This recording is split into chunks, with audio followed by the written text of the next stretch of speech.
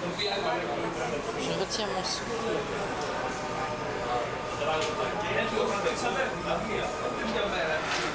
C'était l'été 1980 et faut se rappeler que c'était le premier été du socialisme en France. Mitterrand avait été élu et pour nous, tout était possible, tout allait changer. Et c'est dans cet état d'esprit qu'on est allé à Paros. Il y avait une espèce de sentiment de liberté incroyable, comme si tout avait basculé, comme si tout était possible, comme si le monde était à nous. Jamais on s'est posé la question de l'argent, de la survie, de l'avenir. Il n'y avait pas de sida. Il n'y avait pas de terrorisme. On était léger. On était léger, brillant et libre. Et j'ai débarqué à Paros. Et je me suis dit que d'une manière ou d'une autre, bien que j'ai pas l'adresse, j'ai rien, j'arriverai à retrouver Sakis. Et on y est arrivé. Oh, c'était merveilleux. Je crois que c'était mes premières vacances complètement libres, mais je pense que l'élection de Mitterrand y était pour beaucoup. Enfin, voilà. Le soleil, les bateaux, 20 ans. Et François Mitterrand, président de la République.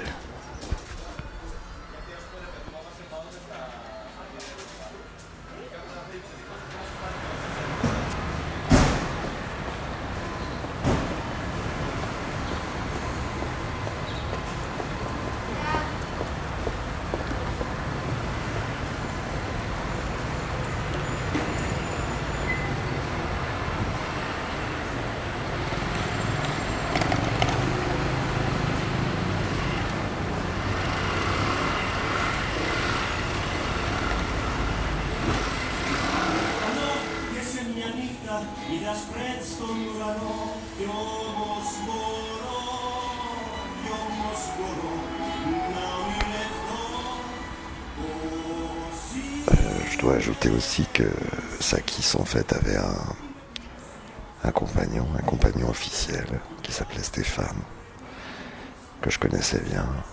Et à l'époque, ça me paraissait complètement incroyable qu'on puisse avoir un compagnon et des amants. Mais bon, c'était l'explosion de la sexualité, en tout cas de l'homosexualité à Paris et un peu partout en Europe. Donc voilà, je me suis fait une raison et quand je suis arrivé à Paros, Stéphane était là et je me suis rendu compte que parfois il partait, il allait à Mykonos, il allait rejoindre d'autres mecs, donc ça m'a un peu soulagé et j'ai commencé à comprendre que bientôt la voie serait libre et que voilà, ça pourrait se concrétiser avec Sakis, puisque j'avais bien compris que je lui plaisais, qu'il n'y avait plus qu'à, comme on dit. Et j'avais un autre ami qui était là et qui me disait, oui mais tu sais, il y a Stéphane. Et puis un jour il m'a dit quelque chose qui m'a beaucoup frappé. Il m'a dit, de toute façon, tu fais pas le poids. Et ça m'a blessé énormément parce que c'est une manière de dire que j'étais moins beau, moins séduisant, moins intéressant que Stéphane de toute façon, et que Sakis, s'il avait à choisir, il préférerait toujours rester avec Stéphane. Mais en fait, ça n'a fait que me décider à vraiment me déclarer à Sakis, à lui dire que j'avais envie d'être touché par lui, de l'embrasser, Enfin, je savais pas trop à l'époque, hein. Mais ça m'est toujours resté cette idée de tu fais pas le poids. Et je crois que c'est une des raisons qui a fait que je je me suis dit je repartirai pas de Grèce avant d'avoir passé une nuit avec Sakis. En fait, c'est un peu de la fierté, mais c'était comme ça. Aujourd'hui, je me le demande encore. Est-ce que je fais le poids ?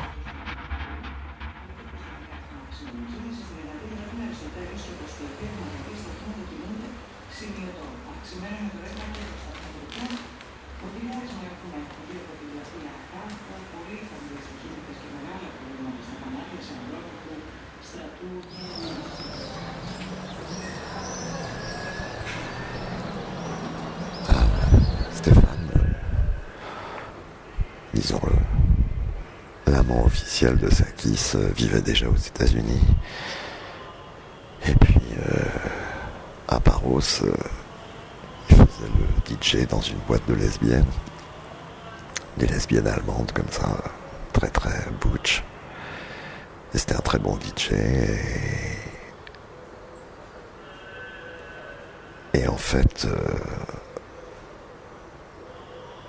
il venait retrouver Sakis pour l'été, donc il habitait aux États-Unis. Et c'est vrai qu'il comptait quand même garder la main sur Sakis, même s'il partait à droite à gauche à Athènes, à Mykonos pour retrouver des mecs.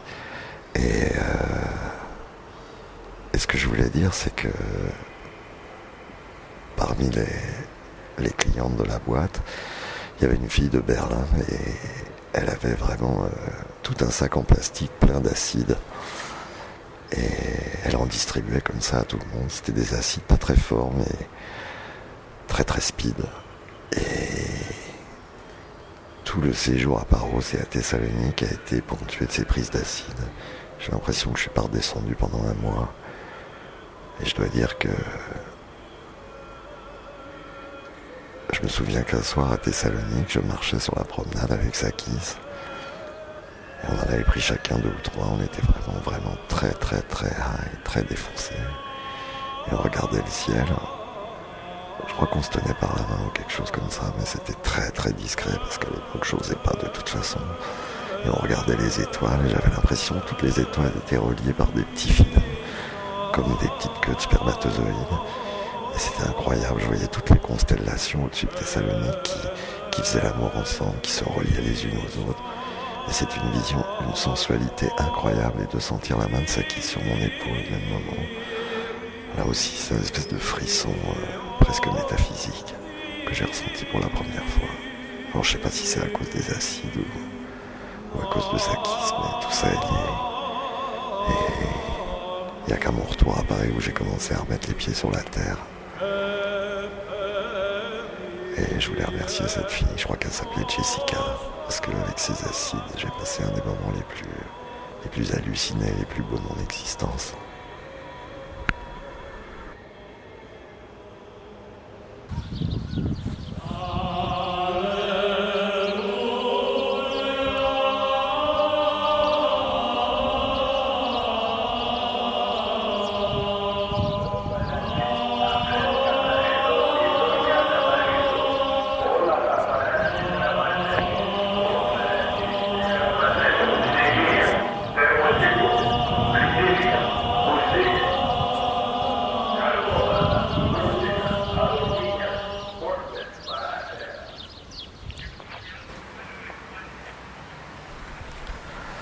Alors en fait, Sakis a quitté Paros pour aller à Thessalonique.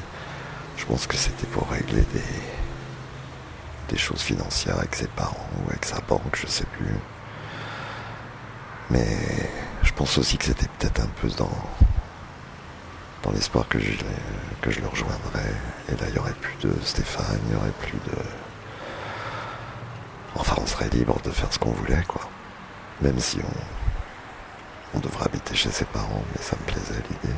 Enfin, tout ça pour dire que il a fallu que je le rejoigne et ma copine Fred qui était là a dit on y va ensemble, je t'accompagne. Et on est retourné à Athènes en bateau et ce dont je me rappelle c'est le voyage en train de nuit pour aller d'Athènes à Thessalonique. Et je me souviens que c'était extrêmement long, je crois qu'aujourd'hui il y a des trains rapides. Mais ce train qui me rapprochait de Sakis, qui me rapprochait de cette vraie rencontre en solitaire avec lui en face à face. Ça m'a paru une espèce de route de rêve comme ça. C'était un petit train de nuit qui s'arrêtait partout. Et je me souviens qu'il s'arrêtait dans des petites villes la nuit avec des petites baraques à souvlaki ouvertes, de la musique grecque très très très fort. Et ça a été aussi là un des plus beaux voyages nocturnes que j'ai fait, parce que je savais où j'allais. J'allais à Thessalonique, j'allais rejoindre Sakis. Et j'encourageais le train à avancer à sa fond, à s'enfoncer le long de la côte, là, de petite ville en petite ville. De petites baraques à souvlaki à d'autres baraques à souvlaki, avec cette musique qui nous accompagnait à chaque fois. Ça n'en finissait pas, mais c'était extraordinaire. Et rien que pour ce voyage-là, je crois que la vie vaut la peine d'être vécue.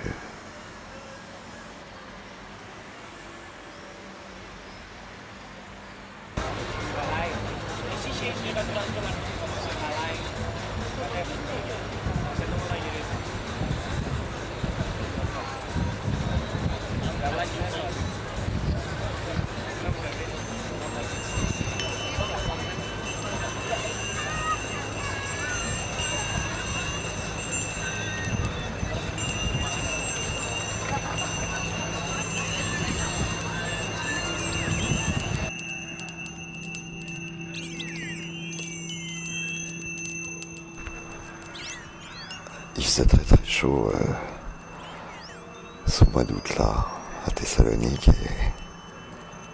et un après-midi on a décidé d'aller à une plage au dehors. Et dans mon souvenir c'était une plage assez déserte, il n'y avait que des mecs, donc ça devait être une plage gay. Et ils étaient tous nus et je crois que c'est la première fois que je me trouvais dans l'alternative de me mettre nu sur la plage ou pas. Et en fait Sakis était là et j'ai vu que tous les autres se mettaient nus mais pas lui. Il gardait son maillot de bain. Alors je me suis dit je vais faire pareil. Je crois qu'on était les deux seuls à avoir gardé notre maillot de bain sur toute la plage. On devait être un peu ridicule. Mais sa pudeur, ça m'a beaucoup touché. Parce que lui, il était grec et il sentait bien que tous ces Français, ces Allemands, ces Américains qui se mettaient nus sur la plage, c'était un peu pas un manque de respect, mais enfin une provocation par rapport aux gens du pays s'ils passaient par là. Enfin, il n'y avait personne, je dois dire, mais bon, c'est moi aussi, j'étais encore assez pudique. Et on a gardé nos maillots de bain. Et puis, on est allé se baigner avec Sakis, et je me souviens que dans l'eau, il s'est approché de moi, il a baissé mon maillot, mais on voyait pas. Il m'a dit, ça me fait plaisir que t'aies pas enlevé ton maillot, c'est plus... ça augmente mon désir. Enfin, il a dit quelque chose comme ça te rend plus désirable, ou ça augmente ton désir. Parce que j'avais une petite marque blanche sur les fesses, et il me disait que c'était mignon, que c'était sexy. Et je dois dire, ça m'a fait complètement craquer, j'avais envie de l'embrasser, mais j'osais pas non plus devant les autres, même si c'était tous des homos. Et puis j'avais peur qu'après, Stéphane la prenne d'une manière ou d'une autre, et que ça fasse des histoires, mais la pudeur de Sakis, c'était aussi quelque chose qui éveille encore en moi une tendresse infinie, à une époque où la nudité est presque obligatoire.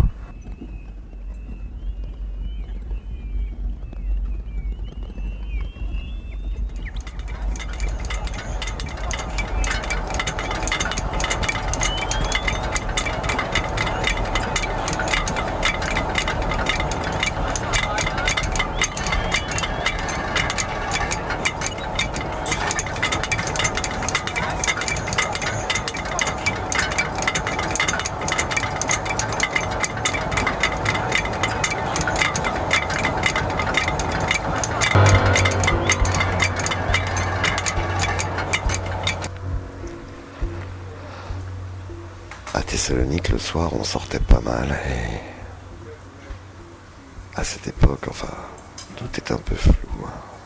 Je me souviens plus très bien, mais il y avait des énormes discos le long de la mer Ça devait être un peu à la sortie de Thessalonique, je sais pas. Mais je me souviens très bien de ces énormes boîtes. Et on allait de l'une à l'autre, en voiture parfois, avec Sakis le soir. Et ma copine qui venait avec nous. Et puis souvent, Sakis connaissait des gens et les saluait. Et un jour, on a croisé un jeune homme qui devait avoir mon âge ou un peu plus. Et Sakis l'a embrassé. Mais j'ai bien vu qu'il y avait quelque chose entre eux. Et j'ai rien demandé à Sakis. Mais là aussi, c'est peut-être la seule fois de ma vie où j'ai été profondément jaloux. Je haïssais ce mec. Si j'avais pu le tuer sur le moment, je l'aurais fait. Même si visiblement rien n'allait se passer le soir, mais rien que le fait qu'il ait pu avoir pour ce mec le même sentiment ou le même désir que ce qu'il avait pour moi, ça me détruisait complètement. Je l'aurais rayé de la carte, je l'aurais effacé ce garçon. Il était très beau. Et à un moment, je l'ai vu au bar. Je me suis approché de ce garçon qui était très beau, mais je me suis dit je vais essayer de le séduire. Puis en fait j'ai juste parlé avec lui en anglais. Et puis après je me suis rendu compte qu'il parlait très très bien français. À l'époque il y avait pas mal de Grecs qui parlaient très très bien français. C'était encore une langue importante. Et je lui ai dit mais tu connais bien Sakis, tu as déjà fait l'amour avec lui. Il m'a dit oui, je suis pas vraiment homo, mais avec Sakis, quand on baise, c'est à se cogner la tête contre les murs. Et là aussi, les mots se sont inscrits en moi. Baiser à se cogner la tête contre les murs. Moi qui découvrais à peine le plaisir, la pénétration. J'avais plus qu'une idée en tête, c'était permettre à Sakis de faire l'amour avec lui à se cogner la tête contre les murs. Une espèce d'idéal un peu flou, mais j'étais très naïf. Et le même soir, j'ai découvert la jalousie et j'ai découvert qu'on pouvait faire l'amour à se cogner la tête contre les murs. C'est des petites choses, mais quand on a 20 ans, que c'est l'été, ça vous construit, ça vous fabrique.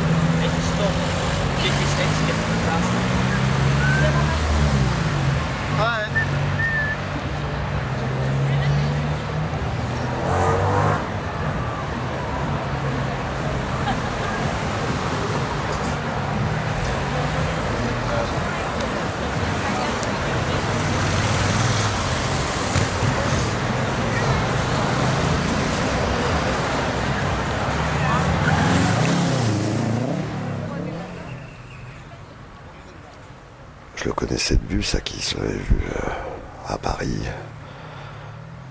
Parce que comme il avait habité avec Stéphane avant que Stéphane parte aux États-Unis, je l'avais vu dans pas mal de fêtes, les premières fêtes du phare, les premiers concerts punk. Enfin, Sakis était un visage que je connaissais. Mais à l'époque, pour moi, les seules relations que j'avais eues, c'était avec des inconnus, des gens que j'avais croisés dans le noir, dans les boîtes. Et je n'osais même pas imaginer que quelqu'un de mon entourage, quelqu'un avec qui je puisse avoir un lien amical, social, puisse aussi me désirer. C'était quelque chose un pas que je n'avais pas encore franchi.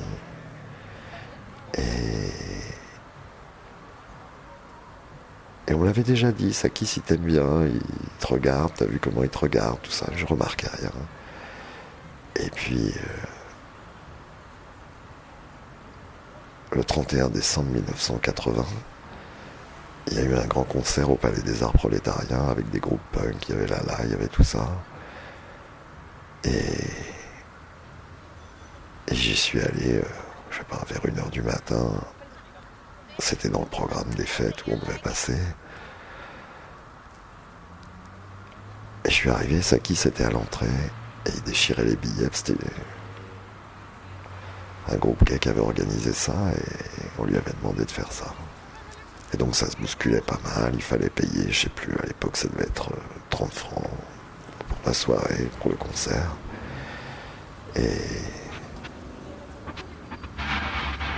puis Saki se encaissait les 30 francs, il donnait le billet, le déchirait. Et quand je suis arrivé, c'était mon tour. Il m'a fait un énorme sourire, il m'a regardé longuement, il m'a dit « Toi tu payes pas ». Et ça m'a fait un plaisir, j'ai été fier de ça. Il m'avait choisi parmi tous ces gens, tous ces jeunes gens qui se pressaient là et qui devaient payer leurs 30 francs. Sakis qui était beau, qui avait ses yeux bleus, ses cheveux blonds cendrés. Il n'était pas très grand, mais c'était déjà un homme, un monsieur. Et il me dit, toi tu payes pas. Et là j'ai su que je ferais tout pour arriver à lui prouver que je répondais à ça. J'étais désiré, alors je désirais.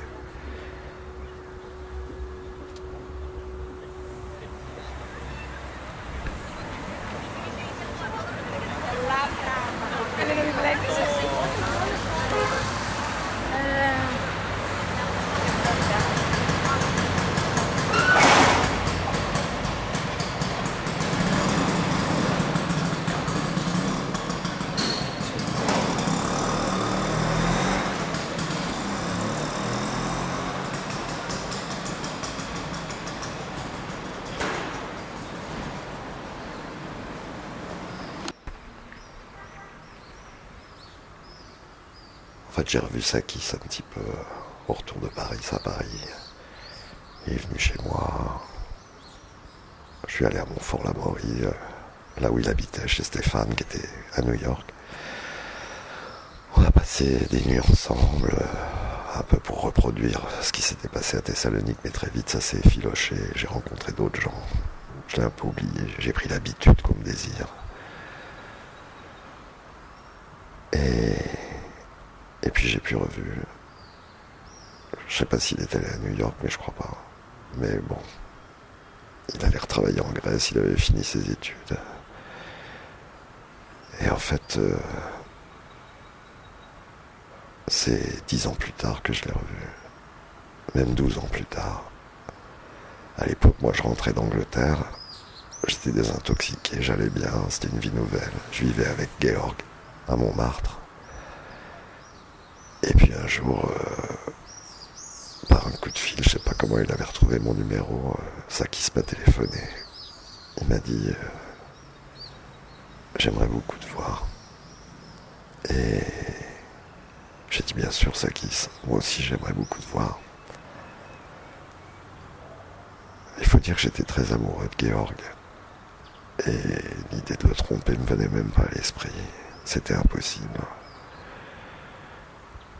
C'était une période où je devais être assez lumineux, assez solaire, parce que je rentrais, je commençais une nouvelle vie.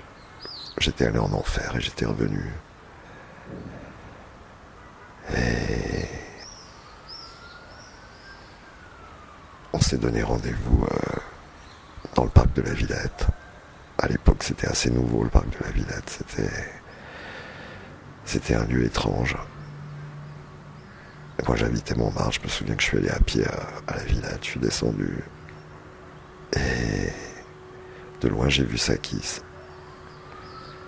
J'ai vu que son visage était très émacié, très amaigri. Je me suis dit, il a vieilli. Et puis, on a parlé. Il m'a dit, comment tu vas? Raconte-moi ta vie. Alors, je lui ai dit tout. Que j'avais été en Angleterre. Que je vivais avec Georg. Il a dit, ah bon, c'est bien. Je lui ai dit, mais toi? Il m'a dit, tu sais, je suis malade. Je suis séropositif et j'ai le sida. Et ça commence à me bouffer.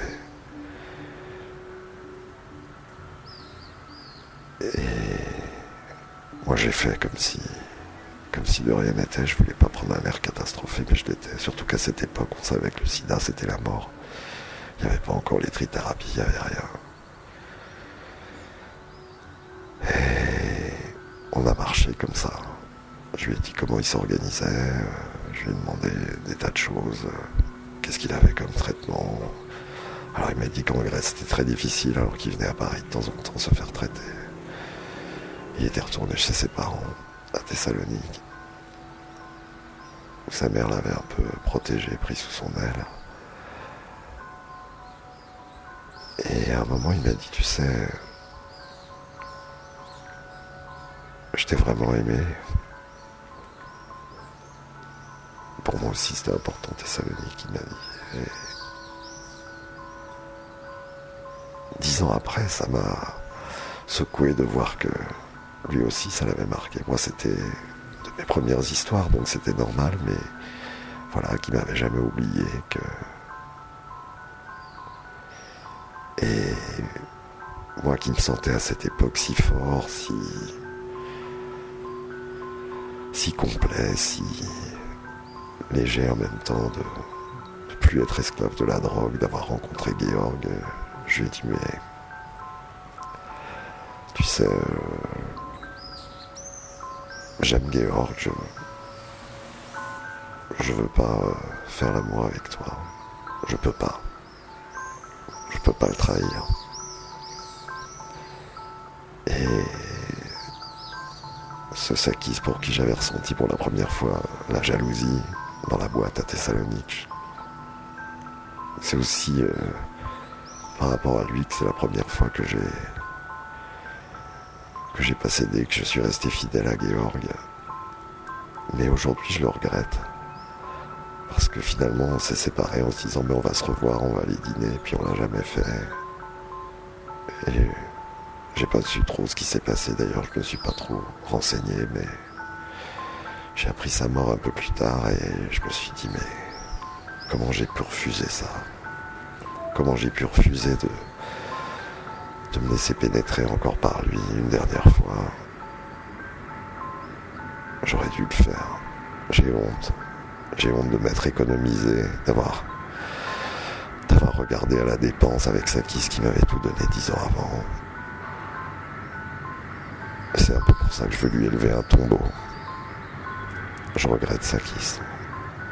Je regrette profondément de pas t'avoir embrassé là devant tout le monde, de pas t'avoir caressé tout de suite. Je t'ai laissé avec ta mort certaine. Et Georg, il s'en serait foutu complètement, il aurait compris. Et ce remords, ce fantôme, cet amour qu'on n'a pas fait, je le regrette. Et je voudrais te l'offrir là, maintenant.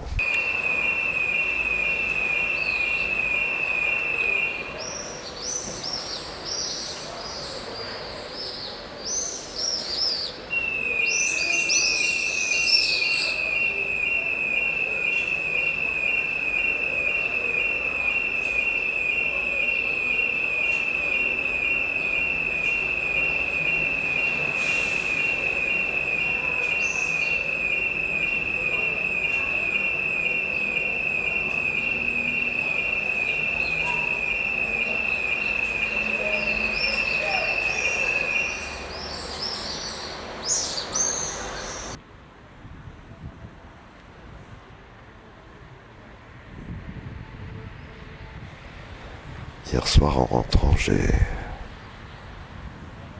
croisé une manif dans la rue. Je crois que c'était une manif du Parti communiste grec. L'avenue n'était pas très éclairée. J'ai vu ces grands drapeaux rouges, ces poings levés.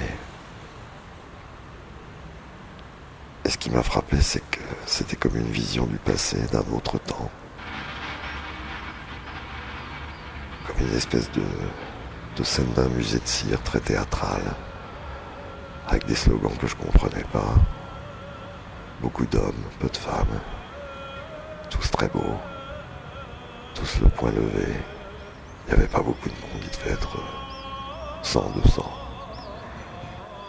Et ils ont chanté l'Internationale. Et c'était comme un rêve, je sais pas. Dans ce monde si moderne comme Thessalonique, si virtuel, dans cette ville en crise qui se défait, dans ce monde qui s'effondre. D'avoir croisé cette manif, c'était comme une vision.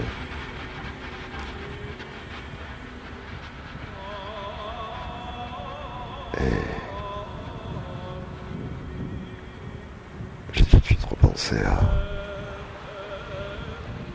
au 10 mai 1981, juste avant les vacances à Paros, puis à Thessalonique.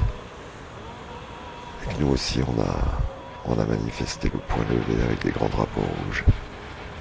Mais qu'on savait très bien que c'était une mascarade.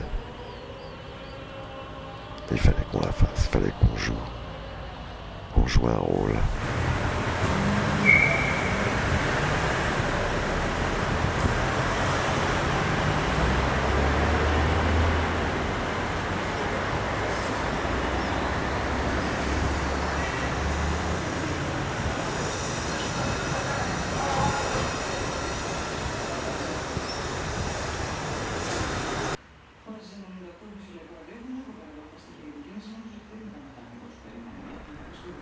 En fait, je me souviens surtout du salon des parents de Sakis. Un salon très vaste, très moderne.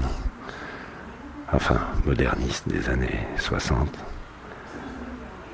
Je pense que le père de Sakis devait être architecte ou dans l'architecture, ou bâtisseur en tout cas. Et on voyait la trace de ce modernisme de Thessalonique d'après-guerre, avec des grandes banquettes de velours qui étaient intégrées dans les parois du salon, des grandes bibliothèques de bois aussi. Et puis la journée, tout était toujours fermé puisque c'était l'été, les volets. Donc je me souviens très bien de ce salon dans la pénombre, il fallait allumer les lampes.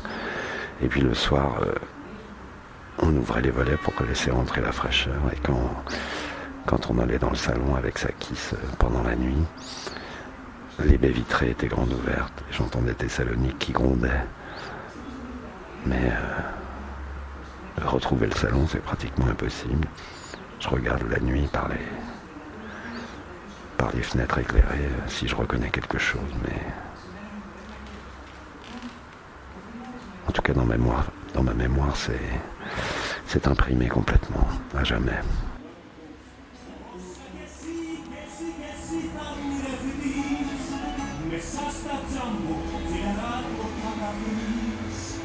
Μέσα στα τζάμπο, φιλαράκο θα τα βρεις.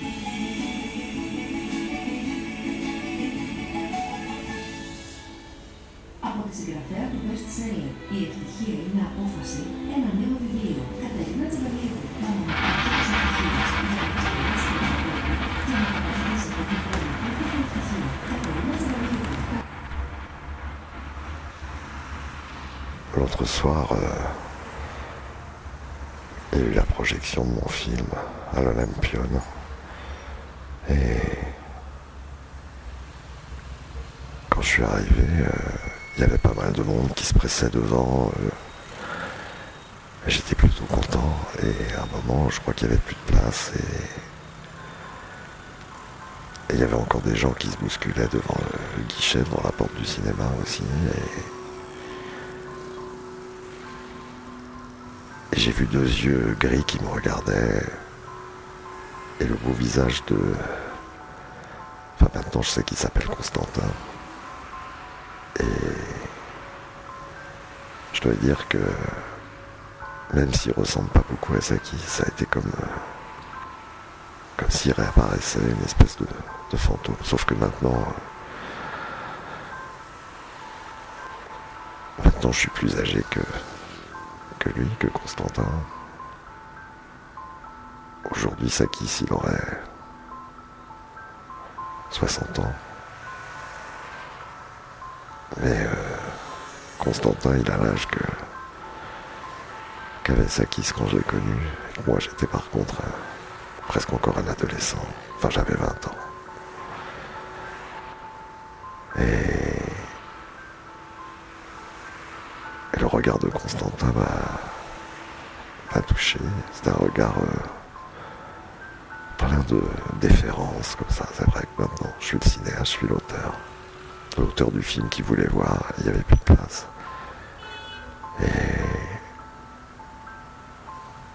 sans un mot, je me suis approché de lui, je l'ai pris par le bras et à l'entrée, j'ai dit, il est avec moi.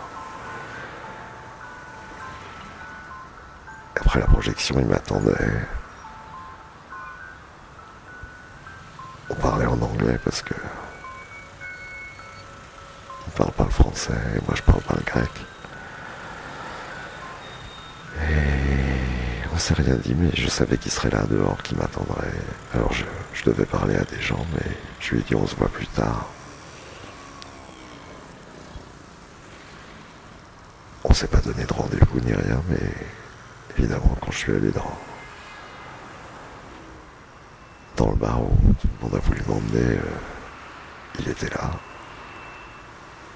Et là aussi,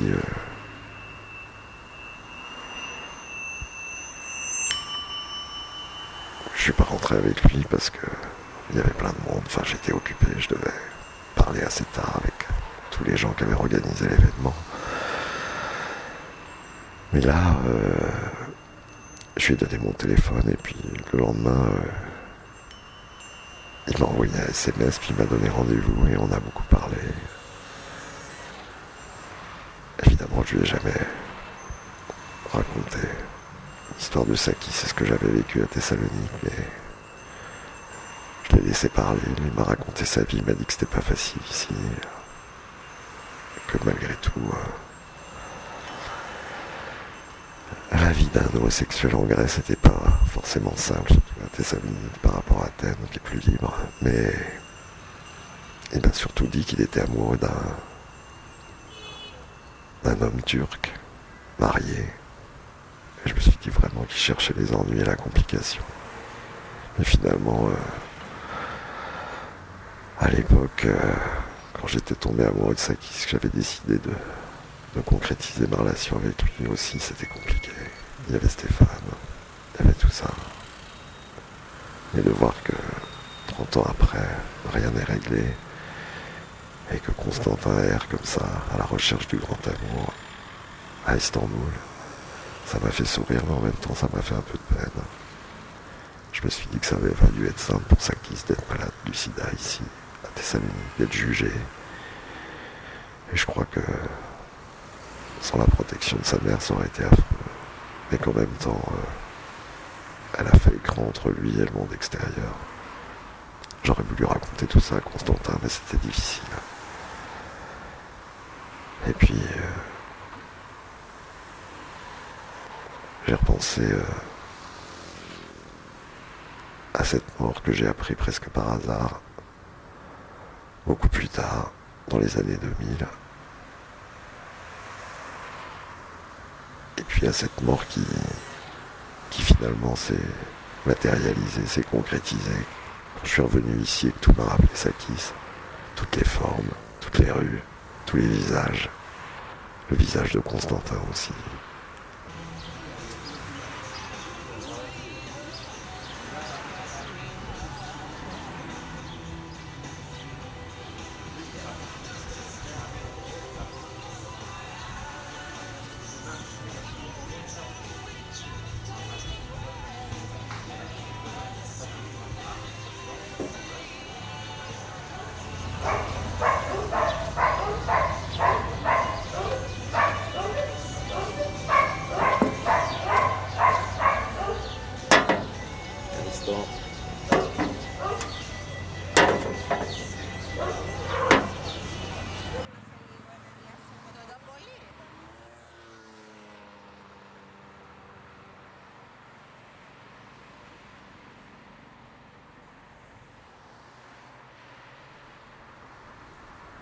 après le voyage en train, on s'est finalement retrouvé à Thessalonique.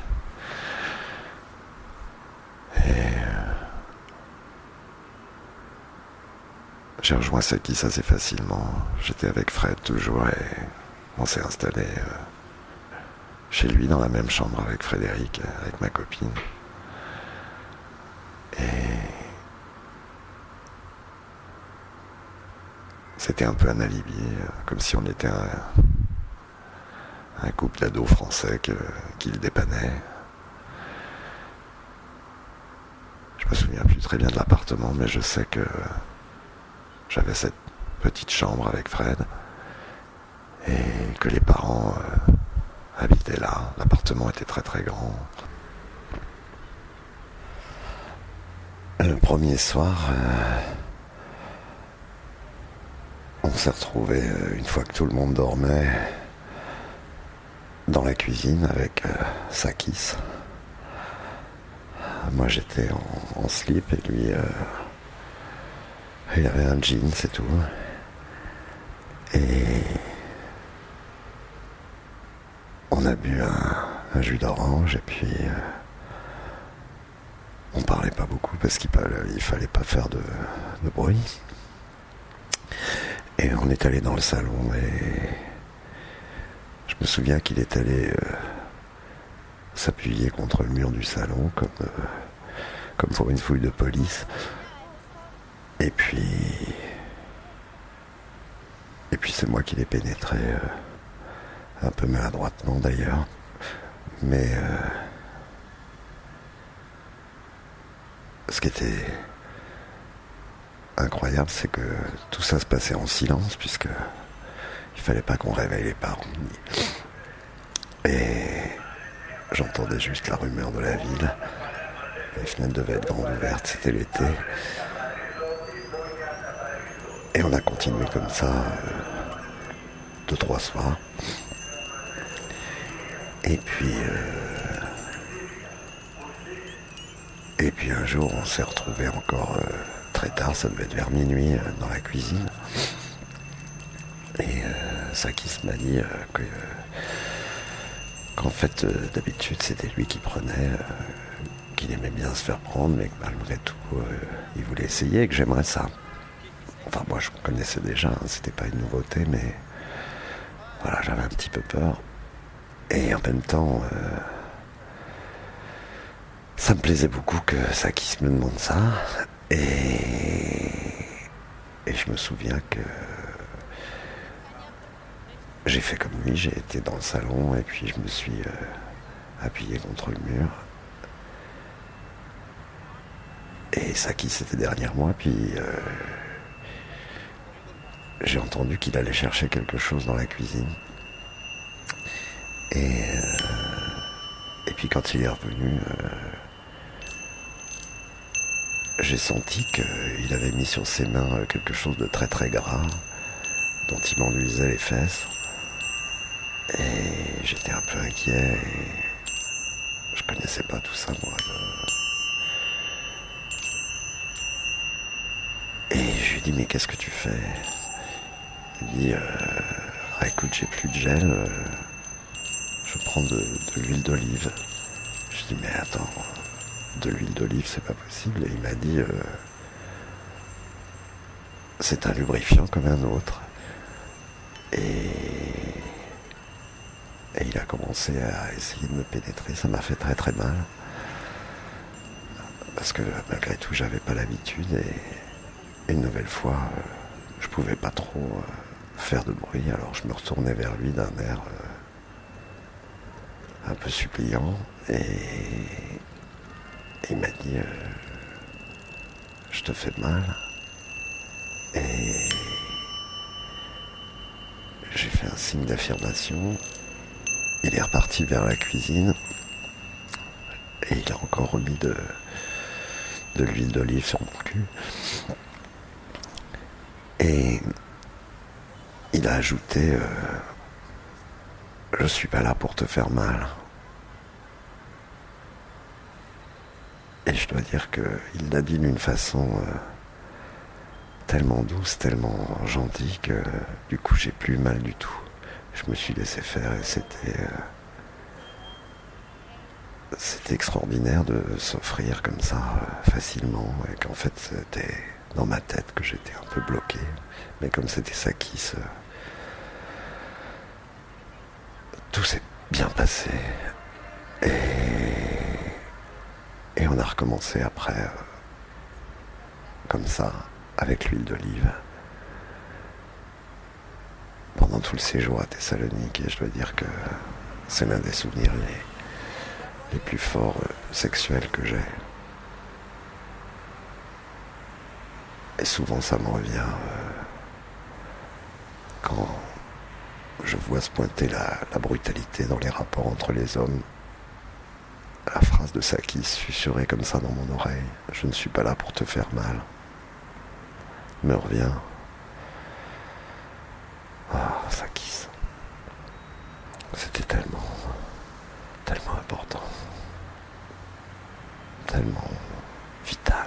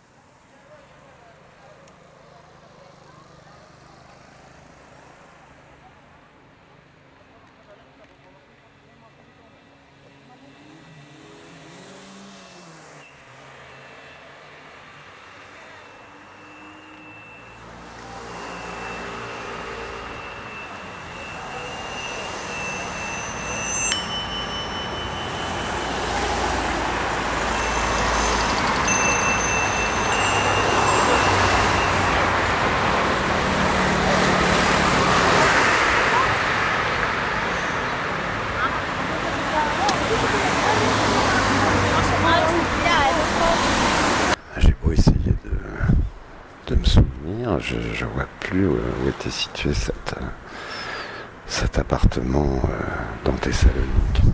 J'ai marché un peu dans tous les coins, dans différents quartiers, mais les immeubles se ressemblent beaucoup. Je me souviens que c'était un immeuble des années 50-60, avec un grand hall marbré, mais à peu près tous les immeubles de Thessalonique que je croise sont pareils. Je me dis que peut-être un détail du hall va me frapper, que je vais le reconnaître. Alors j'ai commencé à entrer dans tous les halls d'immeubles, à regarder. Évidemment, je pourrais regarder dans un annuaire ou sur Internet. Mais finalement, j'aime bien cette impression que c'est toute la ville qui était Sakis. Tous les immeubles étaient l'immeuble de Sakis.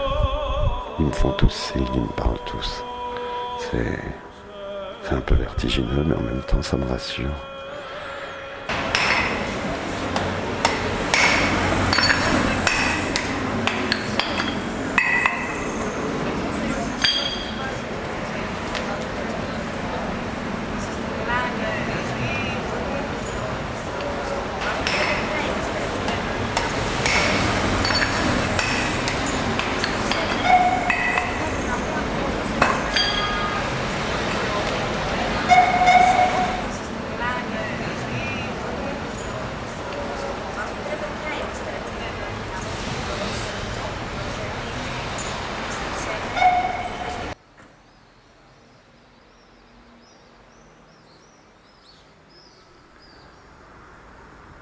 Oui, le compagnon de Sakis, Stéphane, vivait à New York et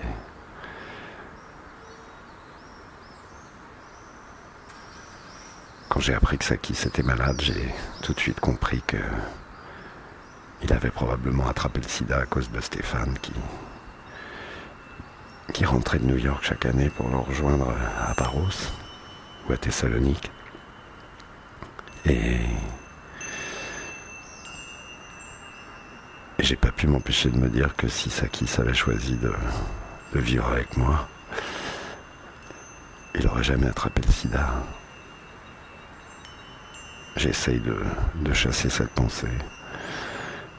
Elle est immonde, mais je l'ai. En tout cas, je l'ai eue. Je dois admettre que je l'ai eue. Et puis, Stéphane est mort avant Sakis. Je crois qu'on n'a pas encore réalisé le nombre de gens qui sont morts.